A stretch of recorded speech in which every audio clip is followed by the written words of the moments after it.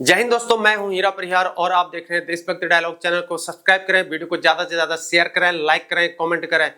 जो लोग चैनल में पहली पहली बार आए हैं वो लोग चैनल को जरूर सब्सक्राइब करें। और मेरी उन लोगों से खास गुजारिश ही नहीं अपितु यहाँ पर विनती भी है, जो लोग चैनल में आते हैं और वीडियोज को देखते हैं लेकिन चैनल को सब्सक्राइब नहीं करते हैं, प्लीज वो लोग भी जरूर चैनल को सब्सक्राइब करें ताकि आपको एक रिलायबल जिनोइन कंटेंट यहाँ पर मिल पाए, सही जानकारी आपको ये मिल पाए, आपका डाउट पूरा क्लियर हो पाए, आपको कोई भी डाउट न रह जाए।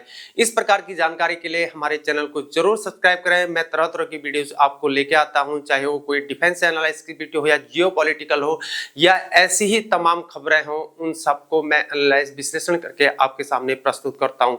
दोस्तों, आज का मेरा जो टॉपिक है वो 8th सीपीसी को लेकर है, 8वां वेतन आयोग को लेकर है। दोस्तों, जैसा कि आप सभी लोगों को विदित है कि 8वां पे कमीशन बोर्ड अब बैठने को जा रहा है, इसकी कमेटी जो है बैठने को जा रही है, क्योंकि जब भी पे कमीशन बोर्ड बैठता है उसमें एक प्रोसीजर लगता है, टाइम लगता है, लॉन्ग ड्यूरेशन लग जाता है, लॉन्ग प्रोसीजर लग जाता है। जैसे 2026 का टाइम है लेकिन इसका टाइम हो चुका है, अब इसकी बोर्ड बैठने का टाइम हो चुका है और अगले बजट सत्र में इस पर बहस छिड़ेगी। और क्योंकि आपने पिछला इतिहास देखा कि जब फरवरी 2014 के अंदर इसको पारित हुआ था 7th सीपीसी और जनवरी 2016 को इसे पूर्णतः लागू कर दिया। इस प्रकार 18 मंथ का यहाँ पर टाइम लगा। तो इस प्रकार देखते हुए यहाँ पर सरकार इस पर जोरों शोरों पर काम कर रही है, विपक्ष की तरफ से भी मांगा उठ रही है। तो एक लॉन्ग प्रोसीजर के लिए, क्योंकि यहाँ पर एक लॉन्ग टाइम लगेगा, क्योंकि यहाँ पर सरकार बजट में बोलेगी, पारित करेगी, कमेटी बैठेगी, बोर्ड बैठेगा, एक अपना पे हाइक तक, पे इंक्रीमेंट गवर्नमेंट के द्वारा तय किया, फिर सरकार के पास जाएगा, फिर संग होने में टाइम लग जाएगा। ये सब चीज करने के लिए काफी समय लगा। तो दोस्तों, अब 8th सीपीसी का मैंने ऑलरेडी कैलकुलेशन पूरा कर रखी है, उसकी वीडियोस मैंने पहले बना रखी है, आप प्लीज जाके उनको जरूर देखें। 8th सीपीसी का जो पे कैलकुलेशन है, कैसे निकाला जाता है, कैसे पे इंक्रीमेंट निकाला जाता है, कैसे आपका फिटमेंट फैक्टर निकाला जाता है, कैसे आपकी मिनिमम बेसिक सैलरी तय होती है, ये सब चीज का कैलकुलेशन करके एक सही कैलकुलेशन रिलायबल कंटेंट मैंने बना के दे रखा, आप जाके जरूर देखें ताकि आपका डाउट पूर्णतः यहाँ पर क्लियर हो सके। क्योंकि आपको यहाँ पर मैं कैलकुलेशन नहीं समझा पाऊंगा, सिर्फ हम एक पॉसिबिलिटी अनुमान यहाँ पर लगाएंगे, कोई फिक्स नहीं कहेंगे, क्योंकि हम पॉसिबिलिटी पर ये वीडियो बना रहे हैं, निर्धारित नहीं कह सकते। इसे एक अनुमान लगा सकते हैं कि सरकार इतना कर सकती है। पुराना इतिहास को देख के हम यहाँ पर बातचीत करेंगे। दोस्तों, जैसे कि मैंने लिखा, ओए होए मौज ही मौज, अब तो आगे बढ़ने वाली है तनख्वाह, वेतन, सैलरी और सबके होने वाले हैं मौज। लेकिन जब होंगे मौज तब सब पे कमीशन, तब सरकार अपने बजट में क्या कर देगी, इनकम टैक्स बढ़ा देगी और टैक्स से आपकी जेब में जो है मार पड़ेगी। क्योंकि इनका बोझ किसको होता है, जो नीचे लेवल के होते हैं, नॉन गेजेटेड ऑफिसर से जो नीचे होते हैं उन पर ज्यादा मार पड़ती है। क्योंकि सरकार ऊपर वालों को तो ध्यान देती है, जो ग्रुप अधिकारी से ऊपर को होते हैं उन पर सरकार ध्यान देती है, लेकिन नीचे वालों पर हमेशा कम ध्यान दिया जाता है। दोस्तों, आगे बढ़ते हैं। If government sanction 15% or 16% pay increment, according the pay increment, the fitment factor will be 1.92. ACCORD लिखा है, शॉर्ट फॉर्म में लिखा है, क्योंकि मैं आर्मी से रिटायर्ड पर्सन हूं, तो वहां पर ये जो होते हैं शॉर्ट एब्रिविएशन के ज्यादा प्रयोग किया जाता है इंग्लिश में मिलिट्री के अंदर। तो अब आगे बढ़ता है कि सरकार डिक्लेयर करती है 15% और 16% पे हाइक को, यहाँ पर पे इंक्रीमेंट को यहाँ पर डिक्लेयर करती है। पे इंक्रीमेंट का मतलब होता है दोस्तों, जो महंगाई की उस समय मार चली, जो महंगाई की दर होती है उस पर आधारित होता है पे इंक्रीमेंट, उतना पे हाइक जा सकता है उस पर आधारित होता है। और जो ये फिटमेंट फैक्टर है, ये इसका कैलकुलेशन निकाला जाता है आपका बेसिक सैलरी के अकॉर्डिंग, उस जो पुराना बेसिक सैलरी है उसके अकॉर्डिंग यहाँ पर 1.92 फिटमेंट फैक्टर। उसके लिए पुरानी वीडियोस को जरूर देखें। दोस्तों मैंने यहाँ पर ले रखा है, मैंने लेवल वाइज ले रखे हैं, जो लेवल 1 से लेके मैंने लेवल 11 ले रखे हैं। मैंने नॉन गेजेटेड यहाँ के आपके चतुर्थ श्रेणी कर्मचारी class C, class B, class C तक मैंने ले रखे हैं। नॉन गेजेटेड ऑफिसर और gazetted officer, group B officer, group A officer तक मैंने ग्रुप सी से लेकर यहाँ पर ले रखे हैं ग्रेड वाइज। और मैंने बेसिक सैलरी, जिन लोगों की बेसिक सैलरी 7th सीपीसी में 18,000 होगी, यानी कि लेवल 1 का होगा, यानी कि एमटीएस लगा लो किसमें, जो एमटीएस की फॉर्म भरे जाते हैं ना एसएससी के द्वारा, तो एमटीएस की जो सबसे छोटी पोस्ट होगी 18,000। तो स्कूल में जो सबसे चतुर्थ श्रेणी कर्मचारी या किसी डिपार्टमेंट के अंदर जो सबसे छोटा कर्मचारी होगा उसकी पे ग्रेड वो क्या होगा, लेवल 1 का, और उसका 6 सीपीसी में ग्रेड पे कितना होगा, 1800। कहने का मतलब है कि जो कोई अगर जब फॉर्म भरता है तो उसमें लिखा रहता है ग्रेड पे, तो ग्रेड पे जिसका 1800 लिखा रहेगा तो उसको कंफ्यूज नहीं होना इन चीजों में, क्योंकि उसकी मिनिमम सैलरी, जिनका ग्रेड पे 1800 होगा तो उनकी मिनिमम बेसिक सैलरी कितनी होगी, 7th सीपीसी में कितनी होगी, 18,000 होगी। उसी प्रकार सबकी होगी, आपको समझ जाना चाहिए। तो 18,000 जिनकी 7th सीपीसी में बेसिक पे है, तो new minimum salary in calculation, जो अगला वाला जो पे कमीशन बैठेगा इस फिटमेंट फैक्टर के आधार पर, जब पे हाइक कितना जाएगा, 15% या 16%, 15% जाएगा तो क्या होगा, अप्रोक्सीमेटली निकलेगा, लेकिन राउंड फिगर में इतना ही निकलेगा, ठीक है ना, राउंड फिगर में इतना निकलेगा फिटमेंट फैक्टर। अगर 16% लूं तो करेक्ट 1.92 निकल जाएगा। तो 18,000 मल्टीप्लाई टू 1.92, अगर इसको गुणा कर देंगे तो कितना आ जाएगा, 34,560 रुपीज आ जाएंगे दोस्तों। जो सबसे छोटा कर्मचारी है उसके minimum basic salary in 8th CPC में 1.92 फिटमेंट फैक्टर के आधार पर क्या आ जाएगी, 34,560 क्या आ जाएगी, आपकी बेसिक सैलरी आ जाएगी दोस्तों। उसी प्रकार मैंने लेवल 2 ले रखा है, लेवल 2 यहां पर ले रखा है 19,900, यानी कि यहां से होता है एसएससी डिपार्टमेंट के अंतर्गत, यानी कि स्टाफ सिलेक्शन कमीशन जिसे हम लोग बोलते हैं, या स्टेट गवर्नमेंट के अंतर्गत जो एलडीसी डिपार्टमेंट होता है, लोअर डिवीजन क्लर्क बोलते हैं, वही सीएचएसएल और एसएससी में होता है एलडीसी, लोअर डिवीजन क्लर्क बोलते हैं, उनकी होती 19,900 बेसिक पे, और उनका पे ग्रेड होता है 1900। यानी कि जब वो फॉर्म भरेंगे तो उसमें लिखा होगा 19,000 ग्रेड पे, तो उनकी बेसिक सैलरी 7th सीपीसी में कितनी होगी, 19,900 होगी, और 19,900 यहां पर होगी। तो नए पैकेज में 1.92 फिटमेंट फैक्टर के आधार पर उनकी पॉसिबिलिटी यहां पर इसको मल्टीपल कर देंगे 19,900 से, तो उनकी 38,208 उनकी क्या होगी, मिनिमम बेसिक सैलरी हो जाएगी दोस्तों। जो एलडीसी होगा, अगर 1.92 फिटमेंट फैक्टर पर अगर सरकार 15% और 16% यहाँ पर पे हाइक की बात करती है, तो आपकी एलडीसी की 8th सीपीसी में यहाँ पर 38,208 मिनिमम बेसिक सैलरी हो जाएगी। अब यहाँ से होता है यूडीसी, जो सीजीएल में फॉर्म भरते हैं, यूडीसी या स्टेट गवर्नमेंट के अंदर कनिष्ठ सहायक जिसे हम लोग बोलते हैं, यहां से क्या होगा, इसको बोलते हैं कनिष्ठ सहायक। तो यहां पर 21,700 उसकी बेसिक पे स्टार्ट होगी, और 2,000 जिसका ग्रेड पे था, जब फॉर्म भरते हैं लिखा रहता है 2,000 ग्रेड पे, जिसका ग्रेड पे 2,000 होगा तो उसका मिनिमम बेसिक सैलरी कितना होगा, 7th सीपीसी में 21,700 होगा, और जिसका 21,700 बेसिक पे होगा 7th सीपीसी में, जिन लोगों का भी 21,700 बेसिक पे होगा 7th सीपीसी में, अगर पे हाइक 15 से 16% होगा, 1.92 फिटमेंट फैक्टर का अकॉर्डिंग होगा, तो 21,700 मल्टीप्लाई बाय 1.92, इस प्रकार आपकी बेसिक सैलरी क्या हो जाएगी, 41,664 हो जाएगी। और यहीं पर से मार पड़ जाएगी भयंकर तरीके से इनकम टैक्स की, और सरकार आप पर क्या कर देगी, यहां पर इनकम टैक्स के बोझ को डालनी देगी, एक तरफ से आपकी जेब को खाली करना शुरू कर देगी सरकार यहां पर से। अब उसके बाद बढ़ते हैं दोस्तों लेवल 4 में 25,500 जिसका बेसिक पे होता है, यहां से 25,500 यहां पर से स्टार्ट हो गया, ठीक है ना, ये 25,500 है।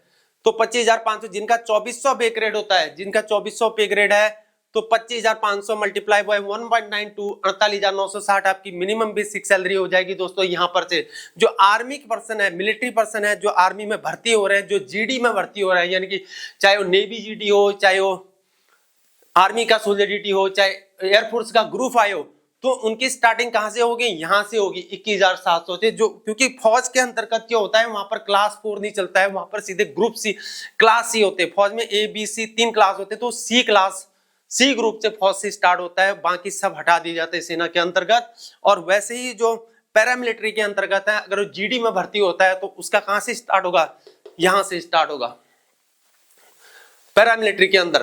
तो अब आगे बढ़ते हैं लेवल 4 में 25,500 से लेके 2400, ये बता दिया मैंने। लेवल 5 में 29,200, ये क्या आ गया हमारा, स्टेनोग्राफर का पोस्ट आ गया 29,200, क्या आ गया हमारा 29,200, या असिस्टेंट सुपरवाइजर भी बोल सकते हैं। रेलवे के अंतर्गत जो असिस्टेंट सुपरवाइजर होते हैं, जो असिस्टेंट सुपरवाइजर में भर्ती होते हैं या स्टेट गवर्नमेंट के अंतर्गत असिस्टेंट सुपरवाइजर बनते हैं, उन लोगों का क्या होगा, 29,200 पे होगा यहाँ पर। या सीजीएल के अंदर अकाउंट्स डिपार्टमेंट के अंतर्गत अगर कोई भर्ती होता है तो 29,200 बेसिक पे में भर्ती होगा। जो सीजीएल का जब फॉर्म भरते हैं तो 29,200 अगर लिखता है, अगर अकाउंट्स डिपार्टमेंट में अकाउंटेंट में अगर अप्लाई कर रहा है तो उसकी बेसिक पे कितनी होगी, 29,200 होगी। और जिनका फॉर्म भरा जाएगा जिसमें 2800 पे ग्रेड होगा तो समझना उसकी बेसिक सैलरी कितनी, 29,200 हो। कितने में होगा, लेवल 5 में भर्ती होगा वो, ठीक है ना। रिक्रूटमेंट कितने मिलेगा, लेवल 5 मिलेगा। उसी प्रकार 29,200 से मल्टीपल करेंगे 1.92, अगर पे हाइक जाता है 15% 60%,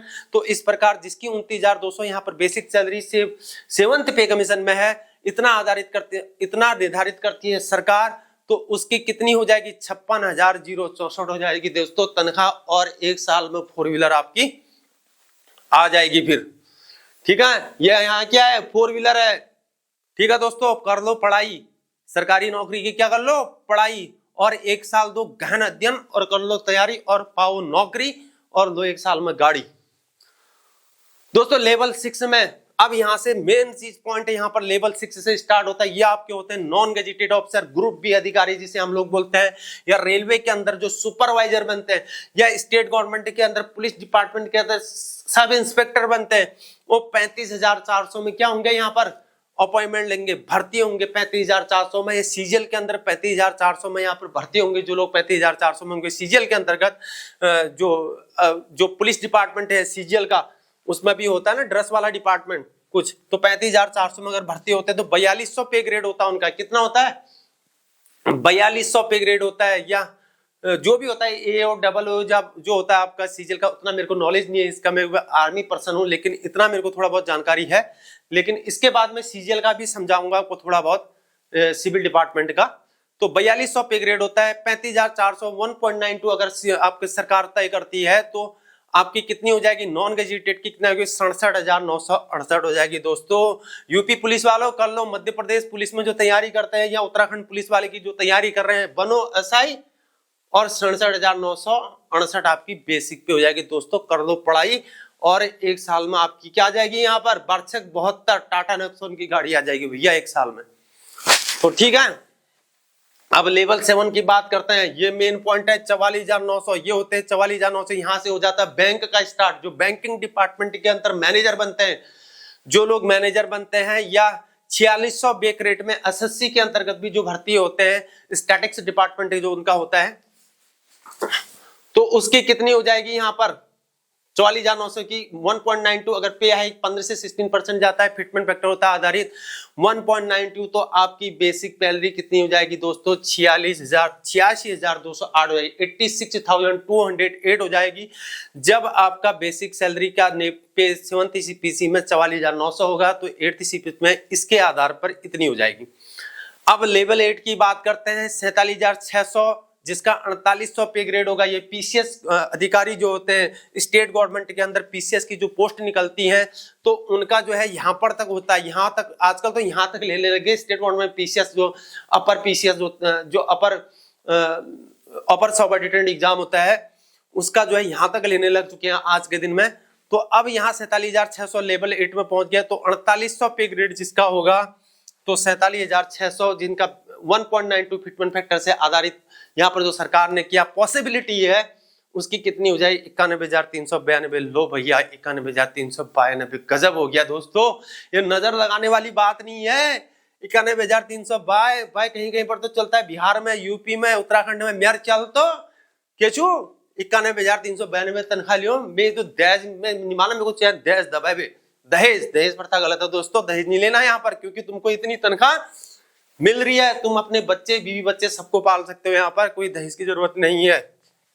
अब आगे बढ़ते हैं, इतनी तनख्वाह काफी मिल रही है, भ्रष्टाचार नहीं करना है। आगे बढ़ते हैं लेवल 9 में। अब हो गया दोस्तों लेवल 9 स्टार्ट, यहाँ से 53,154 पे ग्रेड आपका जिसका था 6 CPC में, उसका होगा 53,100 बेसिक पे, और उसकी नई सैलरी ये हो जाता है गजेटेड ऑफिसर। यहाँ से क्या हो जाता है क्लासमैन ऑफिसर, ये क्या हो जाते हैं गजेटेड ऑफिसर होते हैं, ये जो पीसीएस का एग्जाम देते हैं स्टेट गवर्नमेंट के अंतर्गत, जो पीसीएस का एग्जाम देंगे स्टेट गवर्नमेंट के अंतर्गत, उनकी बेसिक पे होगी 53,100, उनका ग्रेड पे होगा 5400। जिसका ग्रेड पे 5400 उसकी बेसिक सैलरी 53,100। वो होंगे पब्लिक सर्विस कमीशन वाले स्टेट गवर्नमेंट के अंदर, वो होंगे गजेटेड ऑफिसर, यानी कि ए क्लास 1 ऑफिसर, यहीं से स्टार्ट होता है क्लास 1 ऑफिसर। और 53,100 से लेकर 1.92, अगर सरकार इतनी निर्धारित करती है 1.92 फिटमेंट फैक्टर के आधार पर आपकी तनख्वाह हो जाती है 1,01,952 हो जाती है। दोस्तों कर लो पढ़ाई तैयारी, दबा के करो दोस्तों, दबा के पढ़ाई करो। सरकारी नौकरी में आपकी तनख्वाह इतनी ज्यादा बढ़ने वाली है। हालांकि बेरोजगारी बहुत ज्यादा है, जो लड़का दिन रात, लड़की जो दिन रात पढ़ेगी, बहुत ज्यादा इंटेलिजेंट होगी, वो लेगी इतनी तनख्वाह। ठीक है दोस्तों, अब लेवल 10 की बात करते हैं। लेवल 10 जिसका 5400 पे ग्रेड है, 5400 पे ग्रेड है, उसकी 56,100 लेवल, यहाँ पर ग्रुप ए की बात हो रही है। लेवल 10 ग्रुप ए की बात हो रही है।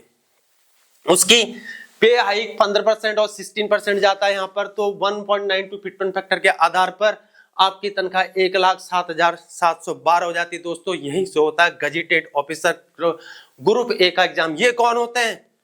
जिनको UPSC union public service commission क्या करती है, एग्जाम दिलाती है, या पीसीएस रैंक स्टेट गवर्नमेंट का जो गजेटेड 1 ऑफिसर होता है, जो कि एसडीएम डायरेक्ट अपॉइंटमेंट होता है, डायरेक्ट डिप्टी कलेक्टर बनता है, जिसका 5400 पे ग्रेड होता है, 56,100 उसकी क्या होती है, बेसिक पे हो जाती है। किसकी होती है? डिप्टी कलेक्टर की होती है। उसी प्रकार यूपीएससी के अंदर जो सिविल सर्विसेज एग्जाम होता है, उसका स्टार्टिंग बेसिक सैलरी कितना होता है? 56,100 होता है। वैसे ही आर्मी मिलिट्री के अंतर्गत जो लेफ्टिनेंट बनता है, उसकी 56,100 बेसिक पे होती है। उसी प्रकार नेवी के अंदर, उसी प्रकार एयरफोर्स के अंदर, उसी प्रकार असिस्टेंट कमांड, सहायक कमांडेंट पैरामिलिट्री के अंदर, पुलिस डिपार्टमेंट के अंदर उनकी कितनी होती है? 56,100 बेसिक पे होती है। और इस प्रकार उनकी मिनिमम बेसिक सैलरी अगर पे हाइक 15 से 16% जाता है और 1.92 फिटमेंट फैक्टर होता है, तो 1,07,712 आपकी क्या हो जाती है दोस्तों? 8th सीपीसी में मिनिमम बेसिक सैलरी इतनी हो जाती है। तो कर लो एनडीए की तैयारी, कर लो सीडीएस की तैयारी, और जो करेगा एसएससी के द्वारा जो फॉर्म भरे जाते हैं, यूपीएससी के द्वारा जो फॉर्म भरे जाते हैं असिस्टेंट कमांडर और सहायक कमांडेंट के, वो भी आपको यहां से स्टार्टिंग होगा। समझ रहे हो दोस्तों? जो लोग करेगा पढ़ाई, दिन रात मेहनत करेगा, एनडीए करके ऑफिसर बनेगा, खड़क बासला में ट्रेनिंग करेगा, और उसके बाद 4 साल बाद फिर उसके बाद आईएमएस से पासिंग आउट होकर जो है एनडीए के अंदर लेफ्टिनेंट बनेगा और अपने अपने यूनिटों में जाएगा, तो वहां पर उसकी बेसिक सैलरी कितनी होगी? 56,100 होगी। और उसी प्रकार जो है जो यूपीएससी क्वालिफाई करेगा, सिविल सर्विसेज का एग्जाम देगा, तो उसकी भी 56,100 बेसिक पे होगी। इस प्रकार उसकी बेसिक सैलरी अगर इस प्रकार से सरकार निर्धारित करती है, इस प्रकार से 1.92 15 फैक्टर कैलकुलेशन करके आता है, तो उसकी बेसिक सैलरी 8th सीपीसी में कितनी होगी? इतनी होगी। और उसके बाद आता है दोस्तों लेवल 11। लेवल 11 में क्या होता है? 67,700 बेसिक पे, जिसका पे ग्रेड 6600 ग्रेड पे होगा 6th सीपीसी में, तो 7th सीपीसी में उसका बेसिक सैलरी 67,700 होगा।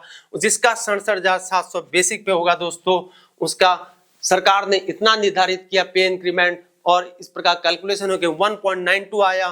तो इस प्रकार इसको मल्टीपल करके 1,29,984 1,29,984 बेसिक सैलरी। ये लोग कौन होते हैं? ये होते हैं जो लोग पीएचडी करते हैं, जो लोग नेट क्वालिफाई करते हैं, नेशनल एजुकेशन टेस्ट एग्जाम निकालते हैं, और उसके बाद असिस्टेंट प्रोफेसर बनते हैं। उनकी बेसिक सैलरी कितनी होती? इतनी होती है। जो जज का एग्जाम निकालते हैं, उनकी बेसिक सैलरी इतनी होती है। वो लोग मजिस्ट्रेट बनते हैं, या सरकार के द्वारा कोई डायरेक्टर अपॉइंटमेंट किया जाता है, या वाइस चांसलर अपॉइंटमेंट किया जाता है, या कोई साइंटिस्ट भर्ती होता है जेआरएफ का एग्जाम देने के बाद, वो लोग कौन बनते हैं? उनकी बेसिक सैलरी यहां से स्टार्ट होती है दोस्तों। तो ये मैंने पूरा डेटा आपको बताया। ये भी जो भी मैंने डेटा निकाला, ये कोई निर्धारित नहीं है, ये एक अनुमानित है, इसकी पॉसिबिलिटी है, इतना हो सकता है। तो दोस्तों ये पूरा डेटा था। और इसके बाद जो ये सैलरी आपकी 8th सीपीसी में निकली है, ये आपकी मिनिमम बेसिक सैलरी होगी। उसके बाद आपका डीए, जो सरकार उस समय आपको डीए देगी, सरकार निर्धारित करेगी कि आपको कितना डीए देना है। डीए को होता है महंगाई की दर पर आधारित होता है, तो जिस समय जो महंगाई चली होगी उसी प्रकार से वहां पर डीए दिया जाएगा सरकार के द्वारा। तो आपका डीए यहाँ पर जुड़ेगा। डीए के बाद उसके बाद आपका आचार्य हाउस रेंटल अलाउंस जो होता है सिटी वाइज मिलता है, और जहां पर 100% क्वार्टर होता है वहां पर हाउस रेंट अलाउंस नहीं मिलता है। तो उस प्रकार आपके जितने भी अलाउंसेस आपको मिलते हैं, फौज में तो रम बीड़ी सिगरेट का भी अलाउंस मिलता है, रम सिगरेट अलाउंस बोलते हैं, वहां पर मिलिट्री सर्विस पे मिलता है, तो उस प्रकार उनकी पेमेंट ज्यादा हो सकती है। और हाई एल्टीट्यूड सापा अलाउंस, कष्ट में रहते हैं, दुखी में रहते हैं, तो वहां पर ऑपरेशनल एरिया में रहते हैं, रिस्क में बहुत जिंदगी का आन बान का, उसमें उनकी तनख्वाह बहुत ज्यादा होती है, पेमेंट उनकी बढ़ जाएगी। लेकिन यहाँ पर जो भी आपके अदर अलाउंसेस होते हैं वो जुड़ जाएंगे और आपकी सैलरी जो चतुर्थ से 8th पे कमीशन में जो ये 34,560 है, इसकी 50,000 से ऊपर हो जाएगी। यानी कि जो लेवल 1 में जो भर्ती हो रखा एमटीएस में, जिसे हम लोग चतुर्थ श्रेणी कर्मचारी बोलते हैं, उसका जो है 50,000 से 1,000 से ऊपर क्या होगी आपकी तनख्वाह होगी। तो दोस्तों 12 60,000, यानी कि आपका टाटा नेक्सॉन का जो सबसे नीचे वाला जो गाड़ी है वो आराम से आ जाएगी। तो दोस्तों करो पढ़ाई, बहुत दबा के करो और इतना सैलरी पाओ। तो दोस्तों अब अगले टॉपिक की ओर बढ़ते हैं कि कुछ डिपार्टमेंट हैं सीजीएल के, आपको समझ में आ जाएगा किस हिसाब से होता है। एक प्रकार से एग्जाम्पल के तौर पे ले लेते हैं, और आर्मी से मैं रिटायर्ड हूं तो थोड़ा सा उसका भी एग्जाम्पल आपको बता दूंगा कि तो आपको डाउट यहाँ पर क्लियर हो गया। बाकी मैंने सिविल डिपार्टमेंट, कनिष्ठ सहायक, एसआई, दरोगा, रेलवे का सुपरवाइजर और मैंने ग्रुप ए का मैंने सारे एग्जाम्पल आपको बता दिए किस हिसाब से होगा। अब अगले वाले वीडियो में ये था 1.92 फिटमेंट फैक्टर, लेकिन अगले वाले वीडियोस में अगर ऐसा ना हो, आपका पे हाइक 17 से 18% चले जाए तो फिर क्या होगा, बल्ले बल्ले हो जाएगी फिर तो भाई। लेकिन सरकार ऐसा करेगी नहीं दोस्तों, ऐसा सरकार नहीं कर सकती। लेकिन हम एक अंदाजा लगा रहे कि पे हाइक जो 15% से लेकर 20% तक जा सकता है आजकल की महंगाई के हिसाब से। तो हम अगली वाली वीडियोस में यहाँ पर 1.92 फिटमेंट फैक्टर से बढ़ा के आगे चले जाएंगे, या आपका 2% फिटमेंट फैक्टर में चले जाएंगे, या अगर सरकार आपको कुछ नहीं देती है, कुछ नहीं देती आपको, सरकार बोला पे कमीशन लागू हो गया, 8th पे कमीशन लेके आ गए और आपको सरकार ने कुछ नहीं दिया, तो 15% से कम आपका पे हाई जाएगा। तो उस समय आपकी क्या पेमेंट मिलेगी उसकी वीडियो अगली बार आएगी, जरूर आप उसको देखना। दोस्तों अब आगे बढ़ते हैं, मैंने आपको पूरा डिटेल समझा दिया, लेकिन अब आपको कुछ मैं सिविल डिपार्टमेंट ले लेता हूं। यहाँ पर सिविल डिपार्टमेंट में एक सीजीएल का जो कंबाइंड ग्रेजुएट लेवल जो एसएससी हमारा एग्जाम कराती है, स्टेट गवर्नमेंट का मैंने समझा दिया आपको। थोड़ा सा स्टेट केंद्रीय सरकार, केंद्र सरकार का आपको समझाता हूँ, जो सेंट्रल गवर्नमेंट के एक मैंने सीजीएल का यहाँ पर एग्जाम्पल ले रखा, पोस्ट मैंने लगा रखे यहाँ पर MTS, LDC, UDC, ASO, SO, under secretary, deputy director, director, joint secretary, additional secretary, और मैंने यहाँ पर सब कुछ आपको ये सिविल डिपार्टमेंट का मैंने लगा रखा है। जो एमटीएस का होगा, जो यानी कि सबसे जो जिस डिपार्टमेंट जो ये यहाँ से लेके एमटीएस से लेके एसओ तक जो होता है, यहाँ पर जो होते हैं क्लरिकल डिपार्टमेंट आता है, यानी कि इसको हम स्टाफ भी कह सकते हैं। स्टाफ ड्यूटी के अंदर स्टाफ जो ऑफिस होते हैं कर्मचारी, उनका कर्मचारी के अंतर्गत आते हैं। कर्मचारी यानी कर्मचारी चयन आयोग होता है ना, तो वही कर्मचारी डिपार्टमेंट होता है ये लोग। और जो इससे नीचे को जो आते हैं ना, ये अंडर सेक्रेटरी और ये डिप्टी डायरेक्टर, ये ऑफिसर्स रैंक होते हैं, ये कर्मचारी में काउंट नहीं होते। लेकिन एसओ तक पूरे जो होते हैं ना, ये कर्मचारी में ही काउंट होते हैं। लेकिन हमको एक वैल्यूबल दिया जाता है, एक ऑनर दिया जाता है, इसलिए यहाँ पर सेक्शन ऑफिसर ये सब कुछ होता है, ठीक है ना। हम किसी को नॉन डिरेस्पेक्ट नहीं कर सकते, तो ये चीज सब कुछ होता है। एमटीएस यहाँ पे लगा दिया, तो उसी प्रकार से इनकी पेमेंट इस हिसाब से होगी। मैंने आपको ऑलरेडी समझा दिया, एलडीसी का समझा दिया। और डायरेक्ट अगर कोई एएसओ यहाँ पर यूडीसी में भर्ती होता है, तो यूडीसी किस में भर्ती होगा, यहाँ पर 2400 पे ग्रेड में होगा यूडीसी, अपर डिवीजन क्लर्क। इसे कनिष्ठ सहायक बोलेंगे स्टेट गवर्नमेंट में। उसका प्रमोशन कहां तक हो जाएगा, एसओ तक हो जाएगा, यानी कि एसओ तक, यहाँ सेक्शन ऑफिसर तक उसका प्रमोशन हो जाएगा। अगर उसका एसीआर बढ़िया रहा, एसीआर मतलब एनुअल कॉन्फिडेंशियल रिपोर्ट, कोई भ्रष्टाचार नहीं किया, उसने सही तरीके से काम किया, तो अंडर सेक्रेटरी तक भी वो चले जाएगा। और उसी प्रकार कोई एमटीएस में अगर भर्ती होता है, तो अगर उसी की तनख्वाह का हिसाब किताब अगर लगाएंगे, तो एमटीएस वाला कहाँ चले जाएगा, एमटीएस वाला भी आराम से एसओ तक, एमटीएस वाला भी आराम से एसओ तक वो बन जाएगा, यानी कि सेक्शन ऑफिसर तक वो बन सकता है एमटीएस वाला, ठीक है ना। और जो एएसओ से भर्ती होता है, यानी कि एएसओ वाला लेवल 7 से भर्ती होता है, 44,900 बेसिक पे में, 46,000 उसकी ग्रेड पे होती है।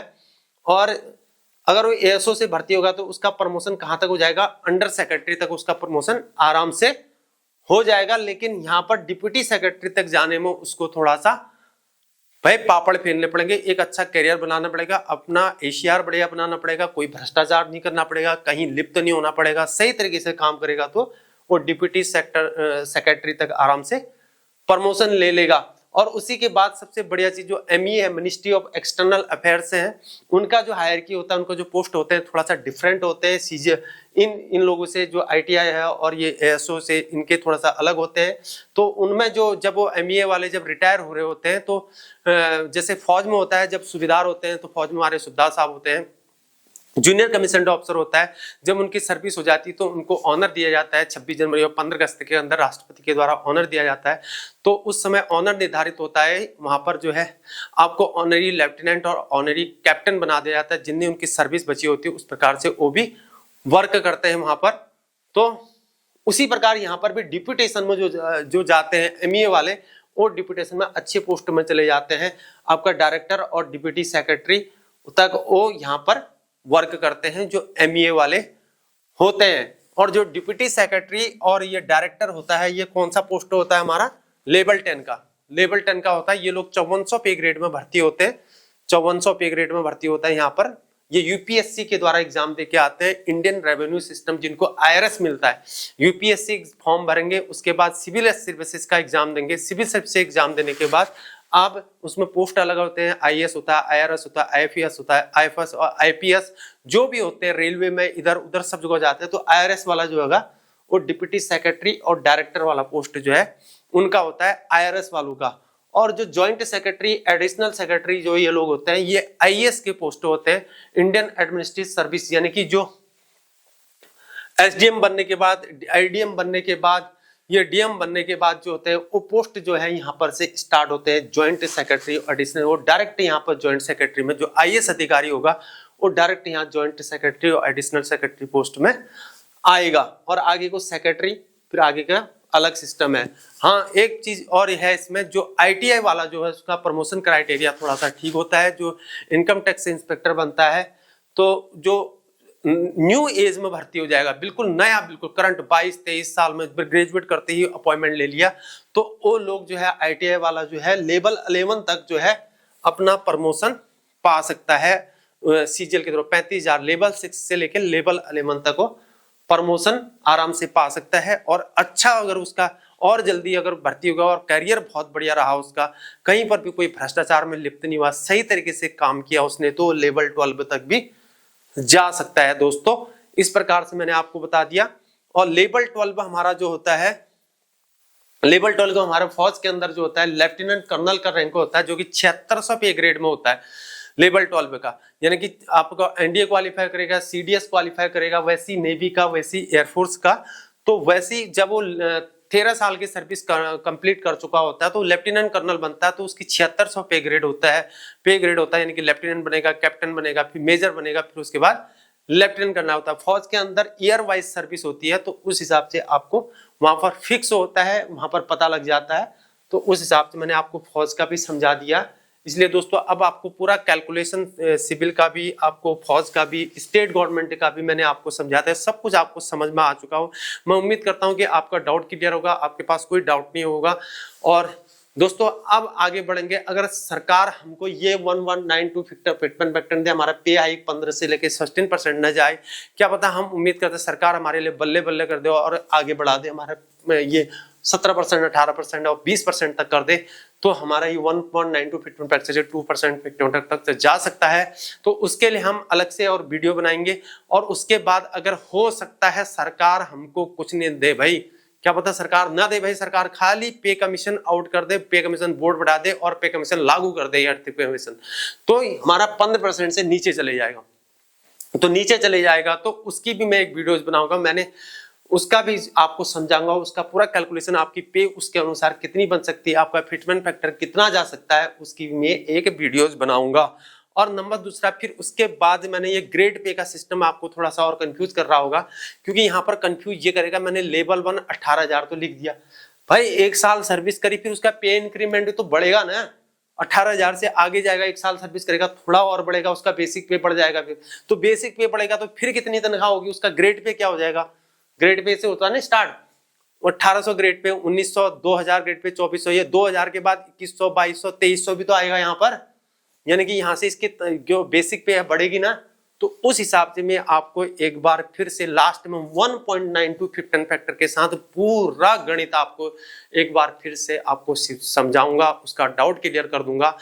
मैं उम्मीद करता हूं दोस्तों आपको ये वीडियो बहुत ज्यादा अच्छी लगी होगी, और ऐसे ही प्यार बनाते रहिए, चैनल को सब्सक्राइब करते रहिए, वीडियो को ज्यादा से ज्यादा शेयर करते रहिए और हमारे साथ बने रहिए। आज के लिए इतना ही। जय हिंद, जय भारत, वंदे मातरम, भारत माता की जय।